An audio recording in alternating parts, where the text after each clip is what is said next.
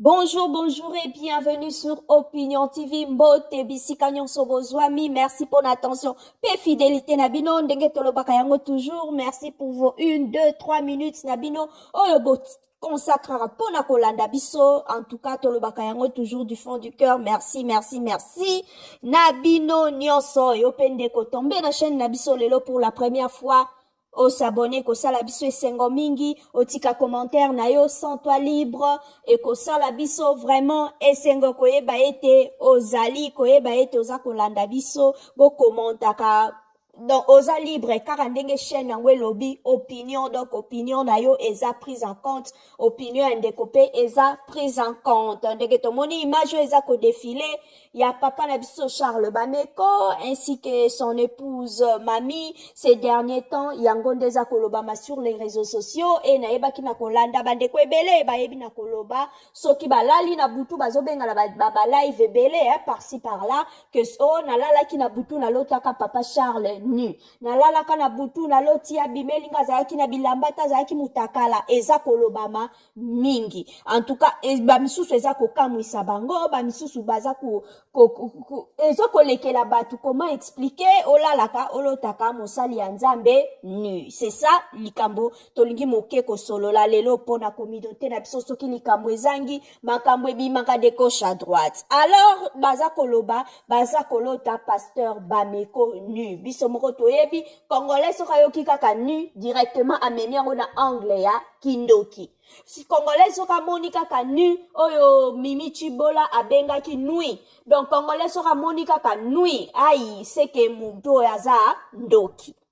Est-ce que ndoto nyonso ba interprétaka yango kaka ndengo loti yango eza ndengwana te? À chaque fois to lotaka faut jamais interpréter un rêve na premier degré na yango ezate soko loti masango elinko bana tongo masango. C'est pas comme ça. Exemple, soki na rêvé que naza ko conduire voiture et à un moment donné na sali accident, cela ne veut pas dire automatiquement que na ko sala accident ya voiture. Non, ça peut aussi arriver que au lota accident peut au sala accident. Je ne parle pas de ce contexte là, je parle na ndengeza que soko loti accident sauté oyo loti elinko lobaka kate okusala accident. C'est là elingi pe koloba ete na faut qu'on soit en compte ba élément o eza na ndoto na yo eza ba symbole. Donc il faut qu'on tenir compte na ba symbolique wana nyonso. Eza yo moko mutu, eza voiture, eza accident,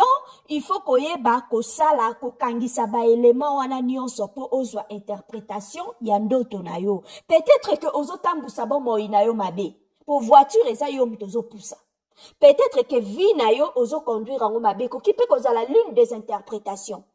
Peut-être option msuto ba direction msusu ozo zwa par rapport à ta vie eza malamute. Peut-être danger eza liboso. Nzamba za ko avertir yo, peut-être na etamboli na yo, peut-être na décision moko zwaki, peut-être na likambo moko salaki ke attention mabe eza ko ya attention danger eza liboso. Nzela o yangote. Faut pas ko zwaka ndoto kaka na premier degré. To boyi teza na bandoto mususu nzamba lobela rabiso ndenge Bible lobi ke tant to sa plonger na profond sommeil et koki ko arriver nzamba lobela yo kasi edin koloba pete ndoto nyonso ezaka ka ndenge oloti yango automatiquement. C'est comme ça.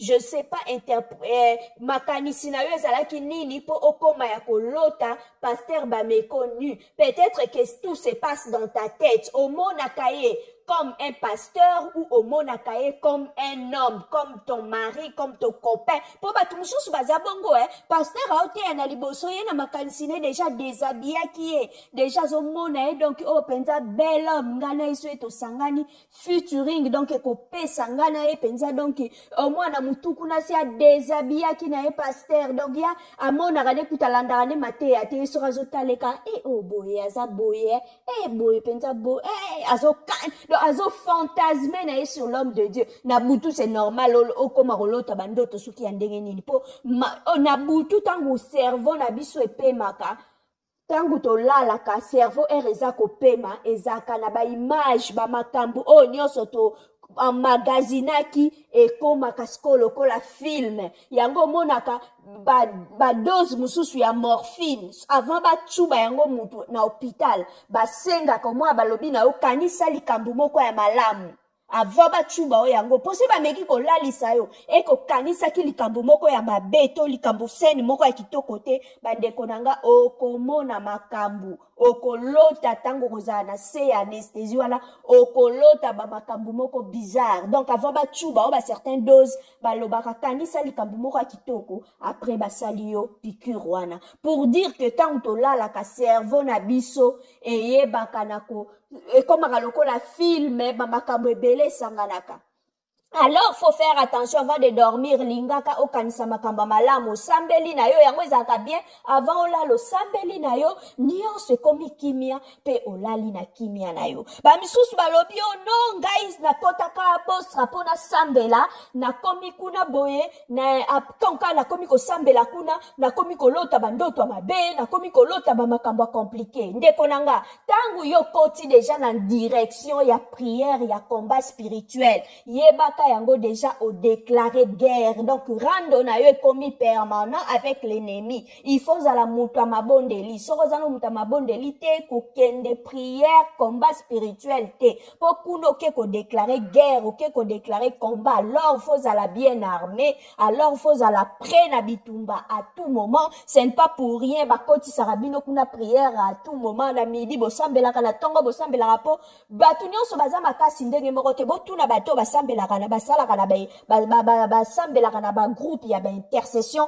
ba o bazaka ba intercesseur ba cureur to basalaka bato ba délivrance bazalaka toujours na ba retour ba attaque bazwaka yango donc faut faire attention tango ozokota ba prière ya molimo faut zalaka pena mutu oyo mesani na losambo ozalaka toujours moto na yo ezalaka toujours ya kopela ezate lelo sambeli lobi osambeli na yo totiki e pourtant yo moko kenda ko tumbola bandoki na bino bavanda soki na seke banza soki kuna na bamanianga soki pe kote ya popo kabaka kuna soki kote nini oke kolamusa bango ale ole continuer la losambo olembi na oli susu me yo kenda kolamusa bango ti bango siko baye fo bitumba siko ebanda donc faut ça la prête ndeko nanga bamakambo susu na vie basakanaka na yango te okoma ekolota mabe telema na kobondela po okendaki na terrain oyo il fallait pas okende.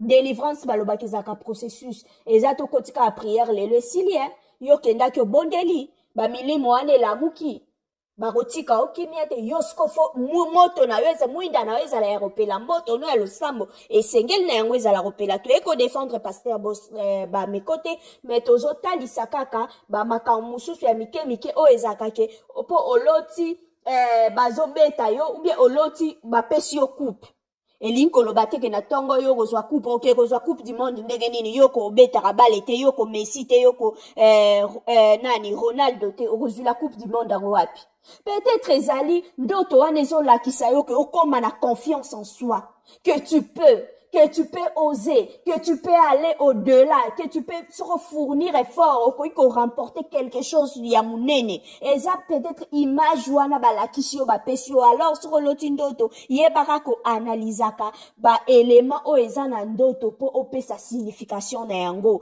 ko memaka ndoto de façon unilatérale te sur lotikaka c'est que ndekwana na lota ki na butu azandoki non okoki kolota pe batu na ndoto na yo batu wana peut-être bazo représenter kaka environnement na yo elinko lobate ke mutu wana yo mona ki na ndoto aza directement azandoki to aza mabe non aza peut-être ko représenter kaka entourage na yo ko représenter kaka oyo ezoleka tout autour na yo. Merci à vous tous de nous avoir suivis. Bye.